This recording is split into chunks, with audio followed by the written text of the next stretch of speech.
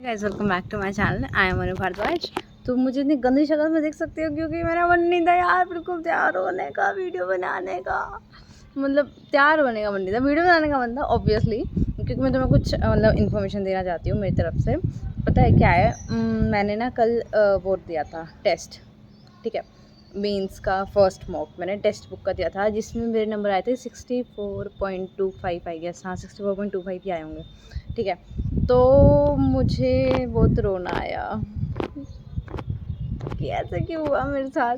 मतलब last year की cut off ही 64 थी और मैं सिर्फ उसको टच किया। और पर एक फ़ायदा उसमें ये था, मैं अपने मन को शांति दी वो सोच के कि क्या कह रही थी मैं, कि उसमें जनरल मतलब करंट अफेयर सा कुछ नहीं था। मतलब 2024 वाला या 2025 वाला भी आया नहीं है। तो 2024 वाला मैंने फर्स्ट मॉक दिया था ना, तो उसमें करंट अफेयर का कुछ था नहीं क्योंकि लास्ट ईयर का था।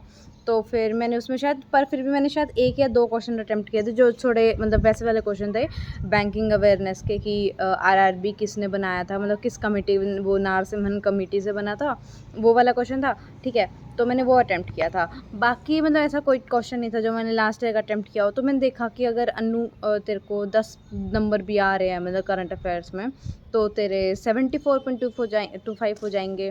तो मैंने इस बात को सोच के थोड़ी शांत अपने दिल को दे दी कि हाँ इतनी भी बुरी नहीं है तेरी मतलब मीन्स की पढ़ाई, क्योंकि ना बहुत दिन हो गए थे प्रैक्टिस करते करते करते करते करते।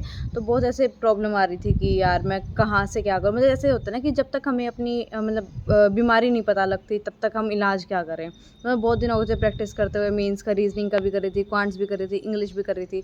पर जब तक टेस्ट ही ना दो तो क्या पता लगेगा कितनी तैयारी है हमारी, कहाँ स्टैंड कर रहे हैं हम। तो मैंने वो अटैम्प्ट किया था।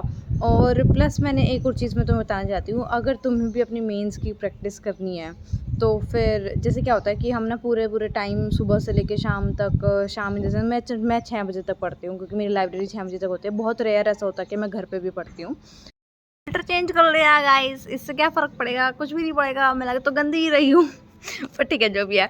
तो मैं क्या बोल रही थी, कहाँ थी मैं। पूरे दिन ये पढ़ते रहते हैं, मतलब स्क्रीन टाइम पढ़ते रहते हैं। 6 बजे तक मैं पढ़ती हूँ तो मेरे को बहुत ऐसे आलस आ जाती है। मैं बहुत बार ऐसे मैं ब्रेक लेती हूँ तब भी मेरा फ़ोन होता है, पता नहीं क्यों। मतलब मैं बहुत बार ट्राई करती हूँ कि मैं फ़ोन ना देखूँ ना देखूँ ना देखूँ, फिर भी मेरा फ़ोन मेरे आगे आ ही जाता है ब्रेक के टाइम में। अगर मैं गाने भी सुनती हूँ ना, भाई मेरे कान लिटरली ऐसे दर्द होने लग गए ना, पूरे दिन एयरपोर्ट्स मेरे कान में होते हैं। जब मैं सिर्फ एक टेस्ट देती हूँ ना, जब मैं निकालती हूँ, वो भी कई बार भूल जाती हूँ निकालते हुए, ठीक है।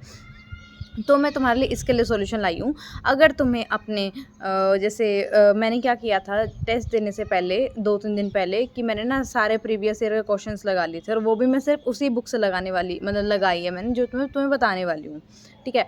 तो मैंने, this is the magical book guys which I am talking about. Prelims and mains previous year wise solved paper 2011 से लेकर 2024 तक 10 prelims paper and 24 mains paper हैं, जिसमें हर क्वेश्चन को अच्छे से सॉल्व किया गया है, हर क्वेश्चन को अच्छे से समझाया गया है, बिल्कुल एक एक पॉइंट करके। एंड ये बुक लास्ट 5 साल का ट्रेंड एनालिसिस भी देती है। Plus this book will help you understand the pattern and level of difficulty of questions. And तुम्हें ऐसा लगेगा ना कि मैं कुछ ज़्यादा एग्जरेट कर रही हूँ इस बुक को लेके, नहीं ऐसा कुछ नहीं है। ये सोल्ड पेपर्स एक मतलब मॉक की तरह भी हम अटेम्प्ट कर सकते हैं, लाइक हम टाइमर लगा के रख सकते हैं और हमें मतलब पता लगेगा कि हमने कितने टाइम में कितना किया है। गाइज बिलीव मी, ये बुक बहुत बेनिफिशियल होगी तुम्हारे लिए। और प्लस ये सिर्फ ये बुक नहीं, उनके पास ना बहुत सारी बुक्स है। जैसे अलग तुम इंग्लिश की अगर प्रैक्टिस करना चाहते हो, टॉपिक वाइज भी करना चाहते हो, तुम्हें वो वाली बुक भी मिलेगी। रीजनिंग की करना चाहते हो, रीजनिंग भी मिलेगी। मैथ्स की करना चाहते हो, मैथ्स भी मिलेगी। मतलब हर तरह की बुक्स है उनके पास। और आरआरबी के लिए भी उनके पास बुक्स है, शायद मैंने तुम्हें दिखाई हो लास्ट टाइम भी।